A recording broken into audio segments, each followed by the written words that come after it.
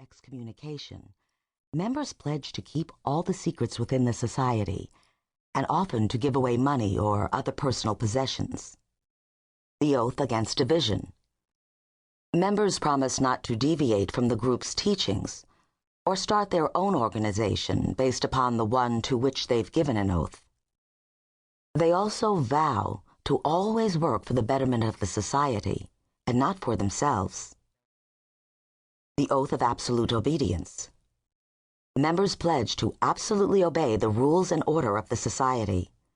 They must also pay homage to their headmaster or founder and often follow the laws of the land. The oath of honesty. Members swear that they'll never tell a lie about anyone in the society or about the organization, and they promise to live within the group with honesty and forthrightness. And the oath of support. Members vow to give support morally, spiritually, or even financially to the society. This can even extend to reporting any insidious conduct that would bring harm to the association. Discipline for breaking these oaths and other internal rules varies with each society, and can run from being quite severe to members just having their hands slapped. Most punishments involve public humiliation by excommunication and being forever shunned by other members, having a person removed from power or position, or having a close friend in a lofty position removed from the seat of power. In the very extreme, punishment can result in death to the members and their families. Almost all secret societies seem to pay homage to some kind of deity or honor, which ranges from God to tenets of the group or its founder, and many members in religious organizations often pray that they're able to keep their pledges. Aside from their own agendas, the majority of covert associations also contain some degree of what we might refer to as magic. I'm not talking about witches or sorcerers here, but rituals that initiate the individual into the group.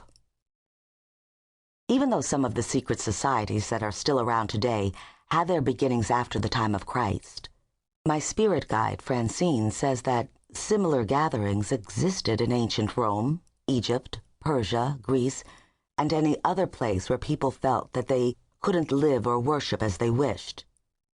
If there's one truth concerning secret societies, it's that there is no absolute truth because they differ in what they wish to accomplish. Whether they're political, religious, or mystical, fraternal, or criminal, they all seem to feel the need to keep certain information from the general public, perhaps out of fear, for protection, or for some cause or agenda that they're dedicated to, which they believe is for the betterment of humankind. As we take a closer look at these organizations, you'll also see how many of them put forth their truth under the guise of art, hiding clues within it to the very secrets they're protecting.